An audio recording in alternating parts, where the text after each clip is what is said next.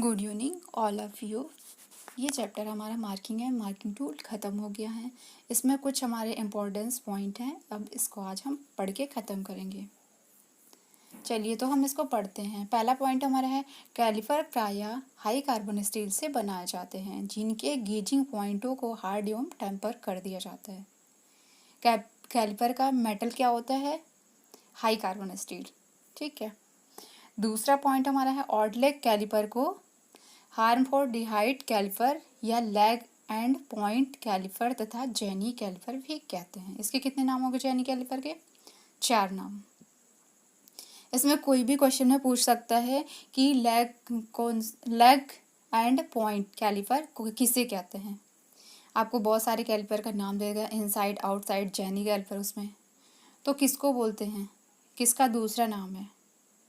ठीक है, ऐसा क्वेश्चन भी पूछ लेता है। अगला पॉइंट हमारा है स्क्राइबर के पॉइंट तेज धार वाले होते हैं जिसके पॉइंटों को 12 से 15 डिग्री के कोण में ग्राइंड करते हैं। क्या करते हैं? ग्राइंडिंग कर देते हैं उसकी। स्क्राइबर की जो पॉइंट होती है बिल्कुल एकदम जिससे हम लाइनों को खींचते हैं, उसमें क्या होता है, एक नुकीला पॉइंट होता है। उसकी बात कर रही है कि 12 से 15 डिग्री के बीच में इसकी ग्राइंडिंग होती है। अगला हमारा नेक्स्ट पॉइंट है पंच प्रायः हाई कार्बन स्टील से बनाए जाते हैं। पंच के पॉइंट को हार्डनेस उसकी HRC कितनी होती है? 55 से कितना होती है? 59 HRC होनी चाहिए। HRC जो होती है ये इसकी हार्डनेस को बताती है कि कितना हार्ड ये है और इसकी ज़रूरत कितनी हार्ड की होती है। अगला है प्रिक पंच का कोण 30 डिग्री, डार्ट पंच का 60 डिग्री और सेंटर पंच का कितना होता है? 90 डिग्री। ठीक है। अगला हमारा पॉइंट है वी ब्लॉक का प्रयोग गोल जॉब को सहारा देने के लिए किया जाता है। अगला पॉइंट हमारा है कॉम्बिनेशन सेट का साइज उसके किस पे डिपेंड करता है? ब्लेड की लंबाई से लेते हैं। कॉम्बिनेशन सेट तो हमने अभी कल ही पढ़ा था, तो उसकी लंबाई कहाँ से लेते हैं?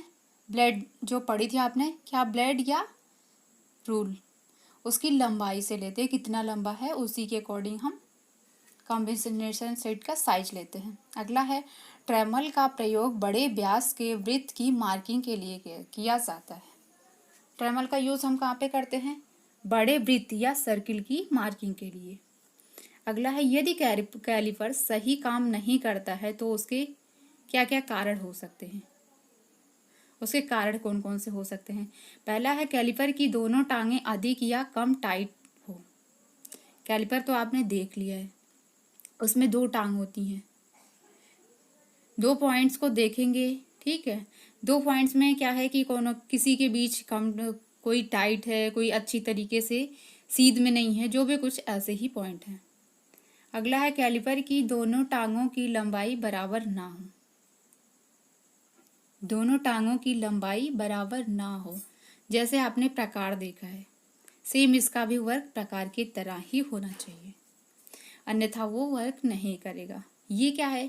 प्रकार जो होता है वो हमारी ड्राइंग शीट पे या हमारी नॉर्मल कॉपियों के लिए ये हम ड्राइंग बनाने के लिए यूज़ करते हैं, लेकिन ये जो कैलिपर का यूज़ हम करते हैं मेटल पे सर्किल बनाने के लिए, मेटल के लिए इसका यूज़ करते हैं। अब चलिए किसी गोल रॉड को हम कितने विधि से निकाल सकते हैं?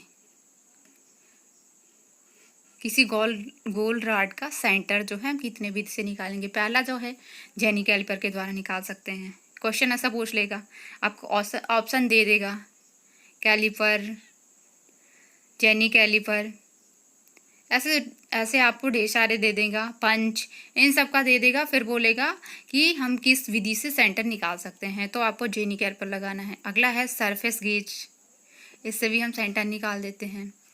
सेंटर हेड द्वारा निकाल देते हैं। सेंटर हेड किस में लगा था? कॉम्बिनेशन सेट में। और अगला हमारा क्या है? बेल पंच। ठीक है, पंच का एक टाइप था जो ऑटोमेटिक था। बेल पंच से भी हम एक सेंटर निकाल देते हैं। अगला हमारा पॉइंट जो है एंगल प्लेट प्रायः क्लोज्ड ग्रेन कास्ट आयरन से बना होता है। एंगल प्लेट किससे बना होता है? कास्ट आयरन से। अगला पॉइंट है सरफेस प्लेट हम कास्ट आयरन का ही क्यों बनाते हैं? किसी और मेटल का भी बना सकते हैं। ज़्यादातर हम कास्ट आयरन का बनाते हैं। क्यों बनाते हैं? इसके रीजन जानते हैं। इसे आसानी से मोल्डिंग या मोल्डिंग मशीनिंग किया जा सकता है। ठीक है। अगला है, यह सस्ता बहुत ज़्यादा पड़ता है क्योंकि इसका बहुत ज़्यादा यूज़ नहीं है कास्ट आयरन का। कास्ट आयरन के हम रिफाइनिंग करते हैं, उसके बाद हम रॉट आयरन में चेंज करते हैं या स्टील में चेंज करते हैं, तब हम इस पर वर्क करते हैं। और अगला क्या है, यह कम पिघलता है। क्या करता है? ये बहुत कम पिघलता है। मेल्टिंग पॉइंट इसकी बहुत क्या होती है? ज़्यादा होती है। अब ग्रेनाइट का हम देख लेते हैं। ग्रेनाइट के भी कुछ रीजन होंगे जिससे हम ग्रेनाइट का बनाते हैं। ग्रेनाइट एक ठोस व स्थिर मटेरियल होता है। कैसा होता है? सॉलिड होती है और ये फिक्स मटेरियल होती है। अगला क्या है, इस पर उच्च परिशुद्धता बनाए रखी जा सकती है। क्या होती है? इसमें अच्छी फिनिशिंग जो होती है, अच्छी एक्यूरेसी की फिनिशिंग लाई जा सकती है। और लास्ट इसका पॉइंट है, इसमें जंग नहीं लगता, कोरोजन की कोई भी वो नहीं है कि इसमें कोरोजन लग सकता है। अगला पॉइंट हमारा लास्ट होता है, मार्किंग ऑफ टेबल प्लेट की अपेक्षा सरफेस प्लेट अधिक एक्यूरेसी होती है, इसकी परिशुद्ध अधिक होता है ये। अब next point, universal surface gauge के बेस के सामने वाले सिरे पर एक ग्रूव बना होता है, जिसे बनाने का मुख्य कारण बेस से नीचे मार्किंग करने के लिए पिलर को स्थान देना होता है। क्या होता है? उससे नीचे जो एक पिलर होता है, पिलर को सपोर्ट करने के लिए या फिक्स करने के लिए हम उसको बनाते हैं। अगला हमारा है, यूनिवर्सल सरफेस गेज के कई अतिरिक्त लक्षण होते हैं। कौन कौन से लक्षण हैं इसको जानें। इसके पिलर को किसी भी कोण में सेट किया जा सकता है। क्या बोल रहा है ये?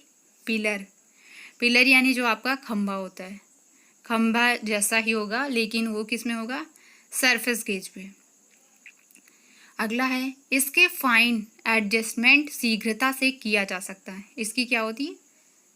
फाइन मतलब बहुत कम दूरी, बहुत छोटी छोटी चीज़ें के लिए भी हम एडजस्ट बहुत आसानी से कर सकते हैं इसको। अगला है, इसको सिलेंड्रिकल सरफेसों पर भी प्रयोग किया जा सकता है। यूनिवर्सल सरफेस गेज जो हमारा है, ये हम किस पे प्रयोग कर सकते हैं?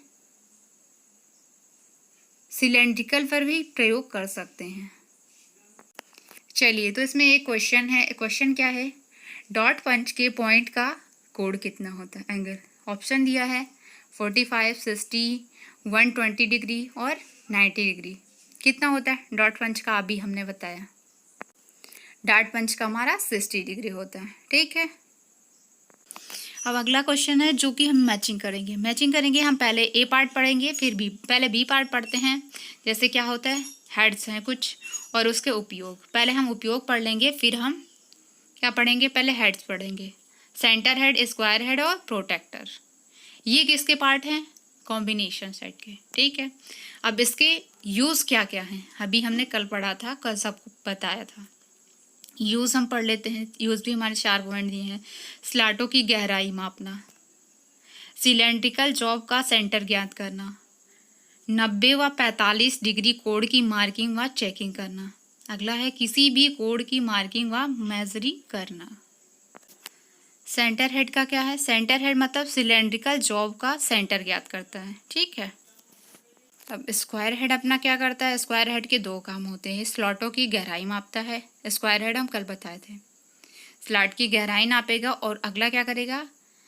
90 और 45 डिग्री के कोण की मार्किंग और चेकिंग करेगा। अगला हमारा काम क्या होता है? प्रोटेक्टर हेड का काम क्या है? किसी भी कोण की मार्किंग व मेजरिंग करना।